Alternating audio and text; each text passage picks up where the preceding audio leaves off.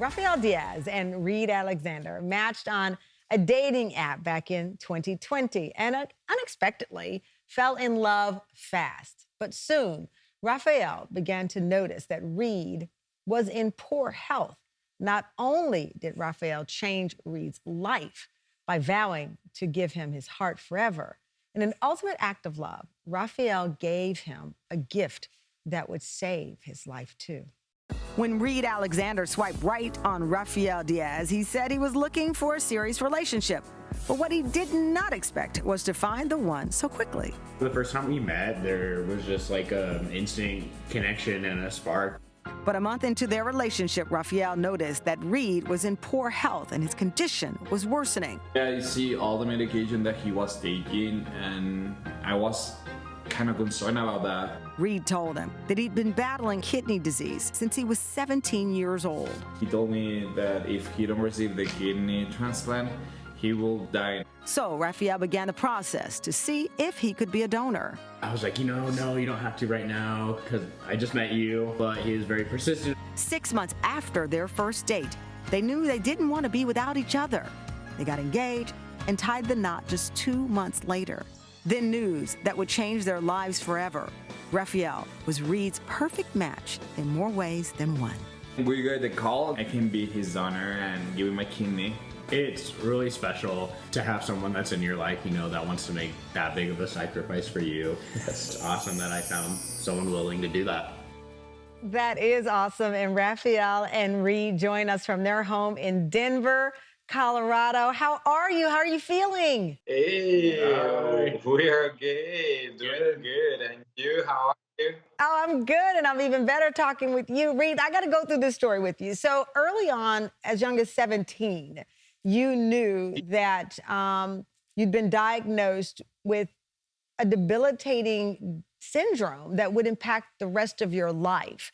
Did it affect how you pursued dating? I mean, when you met someone, did you say, hey, listen, this is a part of my story and this is part of my journey? How did you approach that? I mean, honestly, at first, it was scary, hearing like at 17, hey, you have to have a kidney transplant at some point.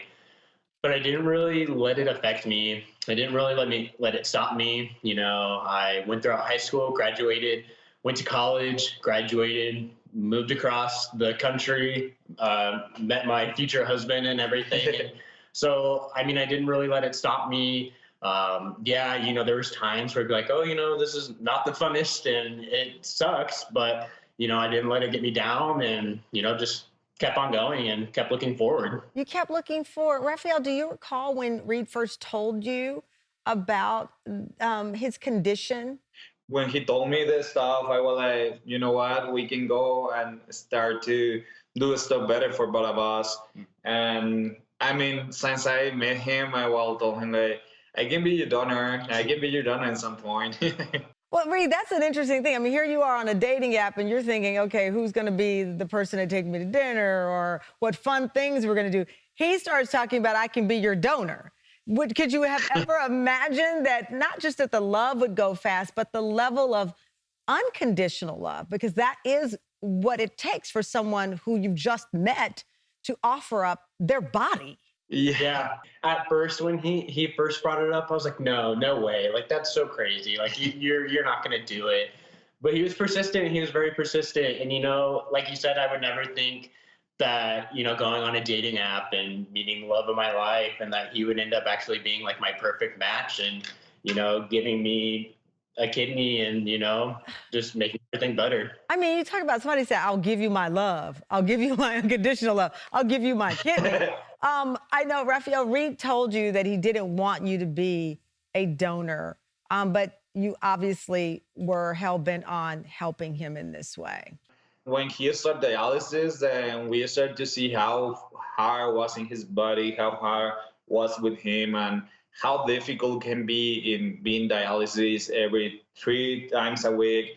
It's like, I told him, you know what, let's do it. And I asked the coordinator in the kidney transplant, hey, can you make me a test and see if I can be a donor? Yeah. And everything resulted, I can be a donor and I will be his match. That is incredible. So you found out Rafael could be a donor. That was June 2021. 2 months after you were married. You had the transplant surgery August 13th, which, I mean, this is whirlwind. And you'll be celebrating, Reid, your first anniversary in 2 months. This is like a rom-com on steroids. It's like... No, it definitely is. Yeah, it's my own little fairy tale. So yeah, it's very special. But we are so happy for everything that happened with us. We are so happy with all the support that we received for family, for friends, out the circle that we have, and with this, like, you know what? This is history. This is love. This is love. Well, congratulations on the good health and the great love that is clearly shared between the two of you. Thank you. Happy Valentine's Day. You're a gorgeous couple.